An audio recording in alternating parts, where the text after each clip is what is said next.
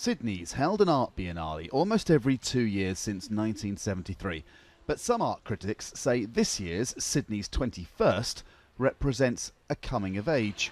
All the biennale's previous artistic directors have been Western, either Australian, European or American. This biennale is the first with someone from Asia curating. Mami Kataoka, who normally runs a gallery in Tokyo, sees the significance and how it reflects broader changes in Australia since the Biennale began. So this is not Asia, but this is not Europe either. It's interesting to see the demographics of this country and city and how you capture this society through the lens of contemporary art.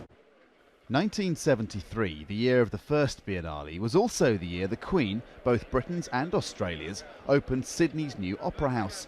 The crowd in this old footage is exclusively white. Until 1973, white Australia was official policy. That changed soon after, and Australia since has become far more multicultural. Today, more immigrants arrive from China and India than from any European country. The art scene reflects that. So the pivot has been gradual. This Biennale is encapsulating something that has been percolating and fermenting and sort of bubbling away since the late 70s, maybe early 80s. The Biennale is showing art in 6 venues across Sydney. Chinese artist Ai Weiwei's work in response to the global refugee crisis is the standout piece on Cockatoo Island, a former shipyard and one-time prison in the middle of Sydney Harbour. Unlike some permanent galleries, like London's Tate Modern, which have been built within the shells of former industrial buildings, this cavernous space is still very much raw. The floors are uneven, there are cracks in the windows, and this old machinery, it's still covered in dust. Thai artist Mit Jai In has hung canvases from the ceiling of a former workshop where ships were once made and repaired.